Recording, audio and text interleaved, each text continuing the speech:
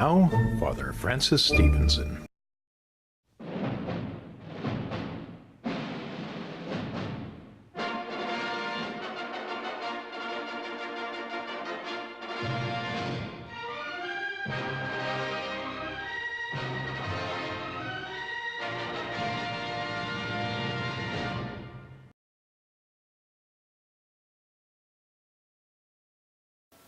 Hello, I'm Father Francis, and welcome to Faith for Today.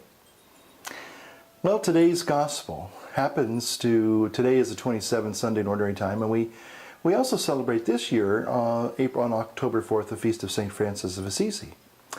And just a little bit about St. Francis. You know, when I became a Catholic, I have to say that probably the example of St. Francis of Assisi was probably one of the most profound reasons why I fell in love with the Catholic faith. And, you know, I took the name Francis.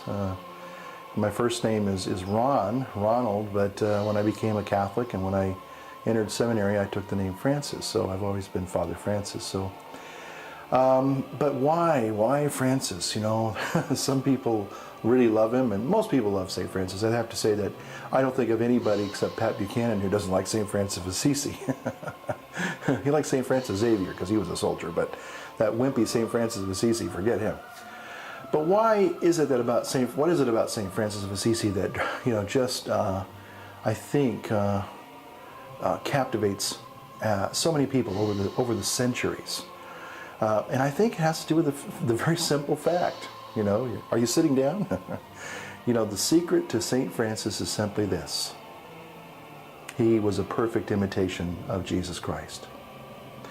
You know, when I was a seminarian, I used to go to, when I was on my pastoral year, when I was in Woodland, California, I remember one year I dressed up as St. Francis. And I had a Franciscan, well, it was kind of a mock Franciscan habit, but you could tell it was supposed to look like a monk or a Franciscan. And it was interesting because I would ask the kids when I go to the classrooms two things. I'd say, well, who am I today? You know? And I got two answers. Now, most of them said St. Francis, but a lot of them would say Jesus. And there's a reason for that, because again, St. Francis was a perfect imitation, a perfect model of Jesus.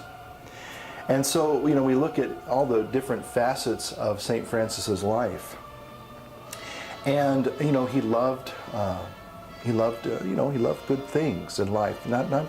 Not sordid things, but he loved the good created things of this world. And, you know, although we'd have to say that during his young life he might have had some excesses, but probably not a lot. St. Francis was in love with the ideal of life. He wanted to be the greatest soldier. He wanted to be later the greatest,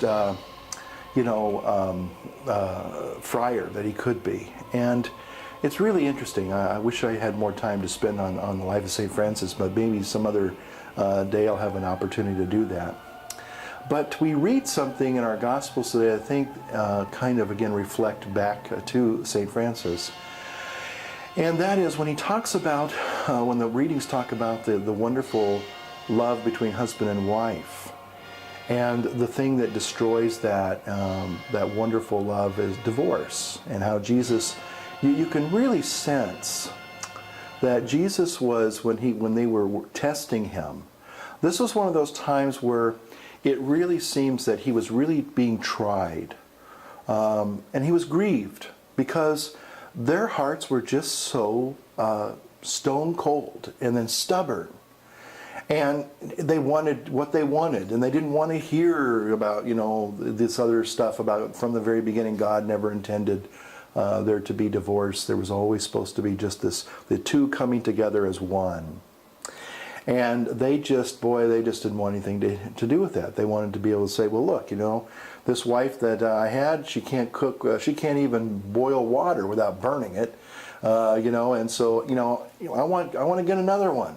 You know, this one doesn't work. I want to exchange this one for another one. Well, and believe it or not, that's kind of our mentality today. But one of the things that we have to remember is that marriage is a model of the covenant between God and ourselves. You know, the first reading, you know, we talks about Adam, being brought, all the animals being brought to him. God says, here are these animals. Now, if you're an animal person like me, that's great. You know, some people don't like animals at all, but a lot of people love animals. And I mean, I love all creatures great and small, and, you know, animal stories and things like that. Just I love animals. And I think that it's interesting because as much as you love animals, you know what, animals, are really not exactly designed to meet all of our needs. And to really be able to be one with us the way another human being is. Now, the reason why that's important is because when God made man and woman together and brought them together to form a family, that's what it's all about, is covenant. And I think that's why, when we look at marriage and we say, aha, somebody comes to me, another person, the other comes to me, and we become one. I can relate to this person can relate to me. They're like me, they're a human being like me. Now that should sound a little familiar, and those of you who know my little preaching style probably know where I might be going with this. Again, isn't that exactly what God decided to do when He sent His Son?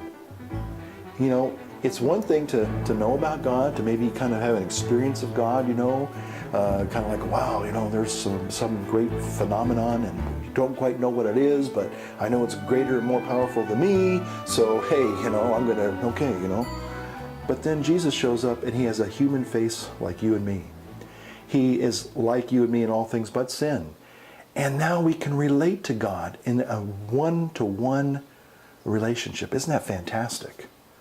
And so that's what marriage is supposed to be. It's supposed to be a model of the covenant of faith. And nothing can destroy the covenant of faith. Even our unfaithfulness, we're told. Even when we're unfaithful, God remains faithful. That's a powerful verse of promise. But I think the other fact is that St. Francis, was so welcoming of all people. He's known as the saint of hospitality in many ways. I know St. Benedict, I think, is actually the patron saint of hospitality, but certainly Franciscans have always been noted for their hospitality because of Francis's generous nature. And the thing about covenant is we welcome the stranger, we welcome the naked, we welcome the hungry, we welcome those who are helpless. And isn't that what married couples do after 9 months of being together? Don't they welcome a little hungry, naked, helpless stranger into their home?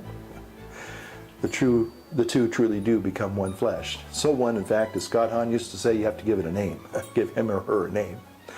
So again, there's great joy and rejoicing in the covenant of marriage and the covenant of the kingdom. And may God give you blessings and rejoicings today. And I bless you in the name of the Father, the Son, and of the Holy Spirit. Amen. God bless you. Thanks for watching.